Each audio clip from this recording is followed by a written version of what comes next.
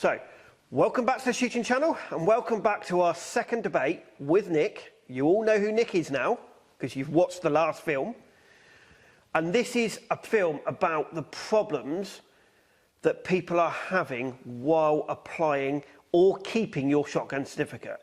And also, it's about, is your shotgun certificate going to run out? What to do if your shotgun certificate runs out? And how to keep your shotgun certificate and the problems that we are facing. And Nick will go through to try and help you guys to keep your shotgun certificate and get your new one. Yes. So Nick, welcome back. Thank you.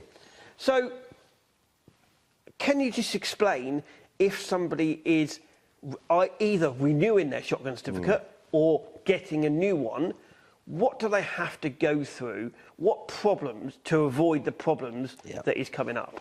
Okay.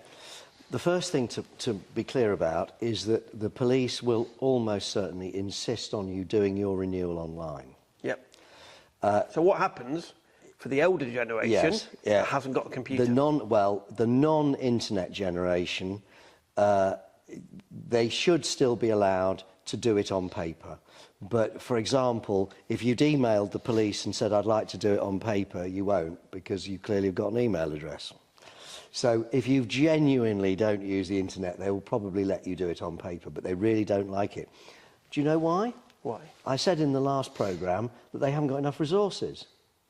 So, would you like have to pay for some police clerk to type all of your information into their system, or would you like to do it yourself?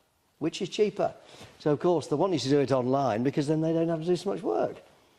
The next important point to understand is not only do you have to do it online, but you have to do it way in advance of when your certificate runs out. If you apply more than 8 weeks in advance of the expiry of your certificate, you will be given an automatic 8-week extension. They won't change the date on the certificate, but all the police should know that it's now been extended for 8 weeks, as long as you applied in advance, and you'll be sent a little letter or an email to tell you that. But don't apply 2 months in advance. You'd be mad to do that, particularly with the delays in the system now. Apply at least 3 months in advance of expiry, and probably 4.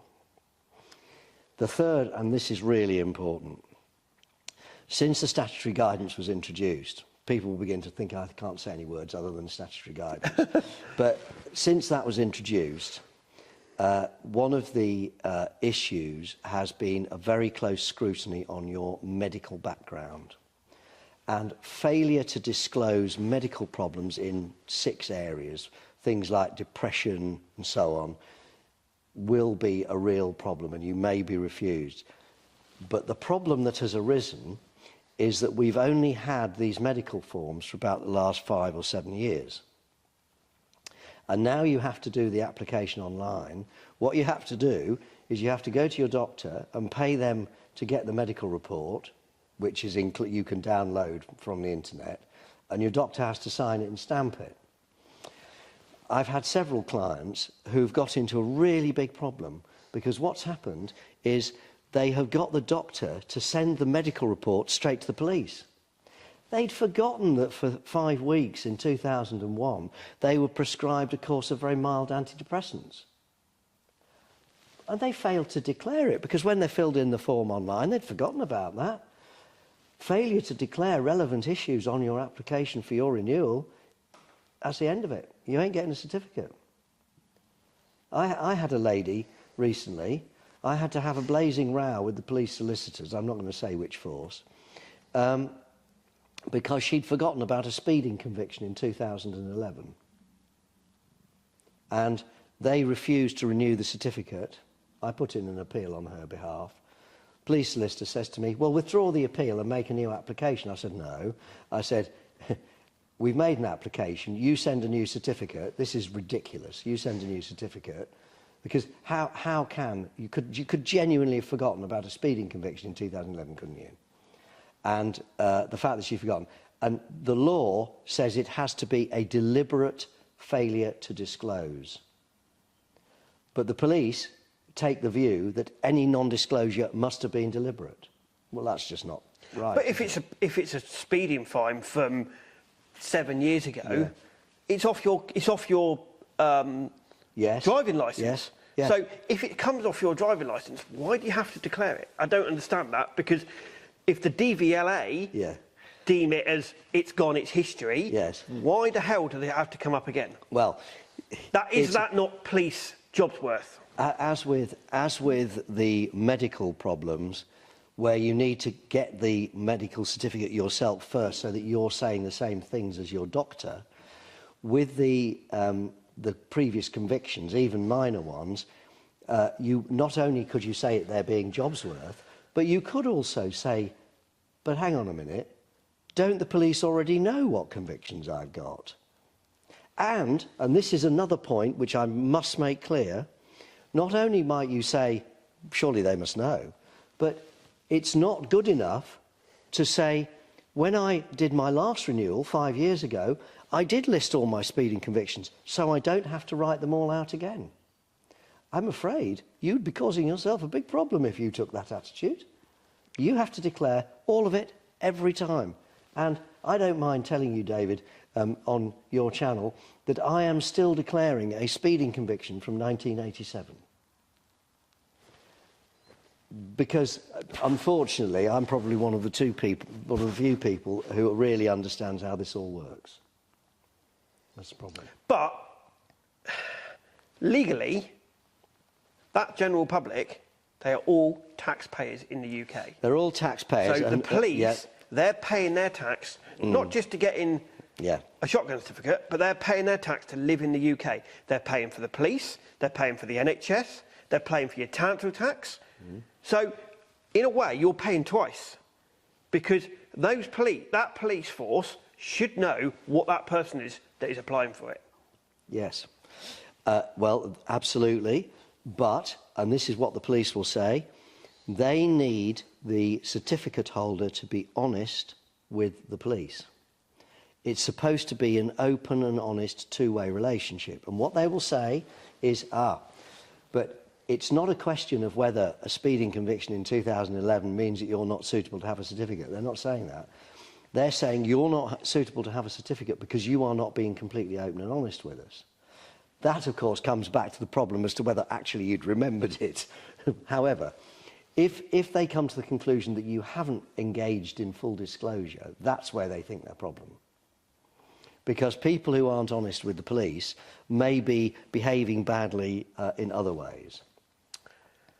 So what about when that person applies and they get the police force, the FEO round? I'm going to say one thing. Some FEOs in some police forces, how can they come round and tell you about being safe with a shotgun when they've never shot or they've never had that before? All they are is an ex-policeman that has gone into another job in the police force. Yeah. Well, shouldn't that FEO have training and have to have a shotgun certificate and be able to go out and shoot themselves to be able to tell somebody that that's safe? Well, I don't think you can say that they've got to be a shooter or have a shotgun certificate. I didn't say be a shooter. No. I just said know how a gun works. Well, a shotgun works. There are a number of issues here. The first thing to be said, to be fair to the police, is that the National Police Chief Council have started a programme of training for firearms inquiry officers, and it's being conducted at the National Police Chiefs Council place. So they are going to have some training. Now, this is actually important for two reasons. First of all, because they need some training. But secondly, because at the moment there can be very wide divergences as to what is acceptable in one police force not being acceptable in another. And one rule should be across and of course, every certificate holder in the country, the law is the same, so they should all be treated equally. Well, they are trying on that front. I think, to be fair to most FEOs, most of them are happy to accept, as long as the person is reasonable, that they are have more knowledge and know more about what they're talking about when it comes to shooting, perhaps, than the FEO does. So I don't think the fact that the FEO is not necessarily somebody who's been a shooter is the biggest problem in the mix. Okay. Potentially, but this is, how does this problem for the customer or the member of public wanting to apply for that shotgun certificate, as far as I can see, until we change our government or the government change, it's not going to be made easier. It's not going to change. So how do we change it to make it easier for that customer to come shooting? Well, I think I think that's going to be difficult. If you're talking about them coming shooting, then obviously... Or buying a gun. Or yeah. The coming shooting, of course, because of the exemption in Section 11, subsection 6 of the Act, in respect of a playground, for example, then any member of the public can come and shooting at a playground, as long as they're not a prohibited person. But that's fine. The issue is going to be what they're going to do with the shotgun certificates, because as you know, that there is talk about putting Section 2 guns into Section 1. That was the problems that people are having when they apply for their shotgun certificate, and what you should avoid when you apply for your shotgun certificate. Comment below if you feel that we've missed anything, and we will do our best to help you to move forward with your certificate. Please share this video, like us on Facebook, follow us on Instagram, and hit that subscribe button. It really helps us to push these films out and get our message out there for you, the shooter. Thank you for watching, and we'll see you on the next one.